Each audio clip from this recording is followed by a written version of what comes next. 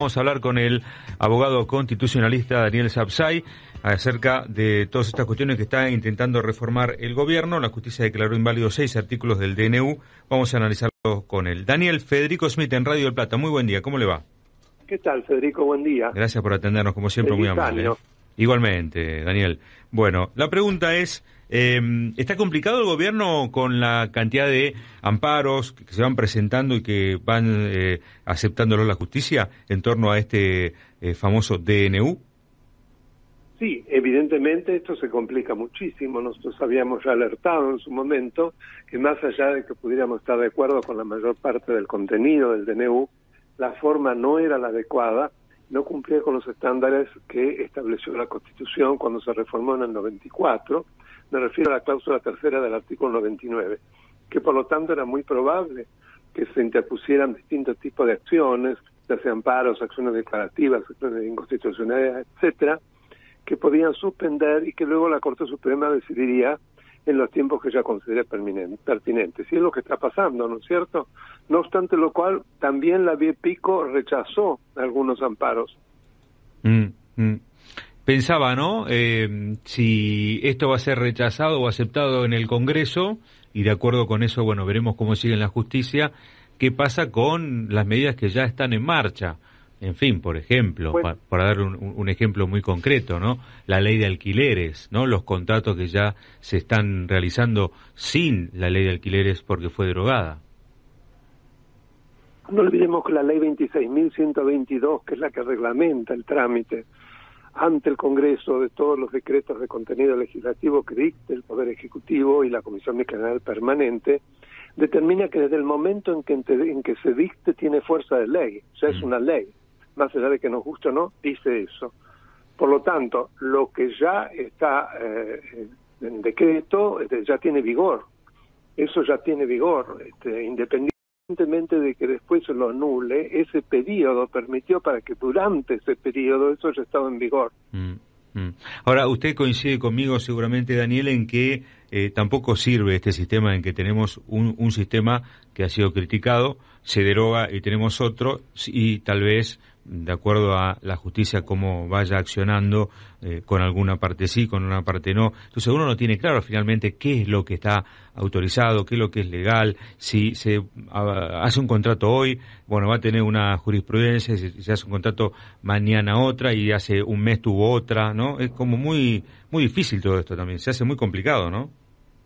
Sin lugar a dudas, es el peor de los mundos, porque por sobre todas las cosas no permite que rija un principio fundamental en el Estado de Derecho, que es la seguridad jurídica, la previsibilidad. ¿Qué me va a pasar a mí en el futuro?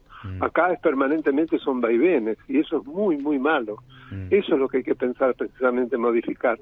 Y habría que derogar esta norma tan mala, que recordemos que fue elaborada en el 2006 a instancias de Cristina Kirchner cuando era presidenta de la Comisión de Asuntos Constitucionales, que es abiertamente inconstitucional porque inclusive permite que un decreto de necesidad de urgencia sea aprobado con que una sola de las cámaras lo apruebe. Es decir, se necesita que las dos estén en contra para que pueda ser derogado, con lo cual es más fácil sancionar leyes por medio de decretos que por medio del procedimiento normal que exige, por supuesto, el concurso de las dos cámaras.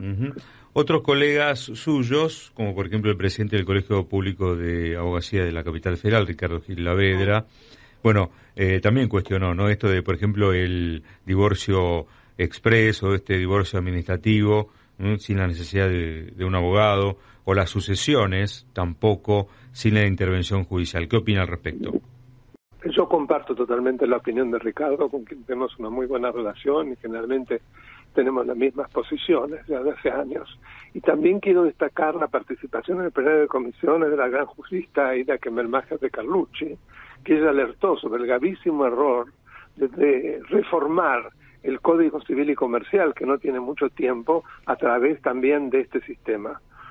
Creo que eso ya ha sido modificado, porque ya no se sabe. Todos los días o cada minuto va cambiando qué modificaron, qué sacaron, qué no sacaron. Pero me parece que eso también es muy importante que quede sin efecto, porque es gravísimo. Pensaba, Daniel, usted ha sido muy crítico del gobierno anterior y da la sensación de que si uno critica al gobierno actual está con el anterior y hay una sensación de ubicar enseguida a lo River Boca gato perro, ¿no? No es todo tan lineal, ¿no? No, pues de ninguna manera. A mí me ha pasado siempre esto, que más allá de que sí he tenido una posición crítica con el kirchnerismo, no obstante lo cual fui muy aprobatorio de unas primeras medidas de Néstor Kirchner, que fue el decreto 222/03 de designación de los ministros de la Corte con un proceso participativo, que es una excelente medida. No obstante lo cual, después fui crítico también cuando con el macrismo, a quien yo apoyé, se decidió nombrar ministro de la Corte en comisión. Fui sumamente crítico y también ahí me calificaron de traidor. Pero yo sigo una línea, he tratado de ser siempre coherente con mis posiciones y es exactamente lo que me pasa ahora también. Uh-huh. Más allá de su opinión personal, ¿qué cree que va a pasar con relación a este DNU? Si es aceptado o rechazado en el Congreso, tendrá su aprobación por allí. Pero me refiero a nivel judicial. ¿Qué cree que va a pasar a nivel particular y a nivel general con este DNU? Bueno, a nivel judicial ya vemos que las mayores instancias están haciendo lugar a las medidas cautelares e inclusive medidas de fondo. Lo que pasa es que todo desemboca en última instancia en la Corte Suprema, como son cuestiones de constitucionalidad y como se van a interponer los recursos de la Corte Suprema, es allí la Corte Suprema la que va a tener la última palabra, y usted sabe que no tiene plazos para el dictado de sus decisiones, que yo creo que en estas circunstancias no va a tardar mucho. Cuando un pálpito, Daniel, cuando el gobierno, antes de asumir con su entonces futuro ministro ya asumido, estamos hablando de Mariano Cuneo Libarona, se reúne con los integrantes del máximo tribunal de la Corte Suprema y les garantiza que no van a ser perseguidos, tal cual había sido una acusación contra ellos de parte de la anterior gestión.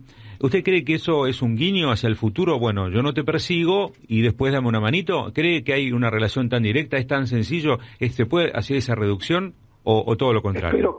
Sinceramente espero que no. La Corte Suprema en su composición, que es muy acotada, porque en realidad son básicamente 3 miembros, Lorenzetti está un poco al costado, pero no el caso de Rosenca, Rosati y Maqueda, está demostrando una gran independencia desde hace mucho. Así que yo espero que siga en esa independencia, confío que va a ser así. Gracias, Daniel, un saludo grande, con la gentileza. Al contrario, ha sido un placer. Yo les pido que después, cuando esté el audio, me lo manden, que yo lo subo a mi canal de YouTube. Con todo gusto. Abrazo grande. Un abrazo. Hasta luego. Adiós. Daniel Sapsay, abogado constitucionalista.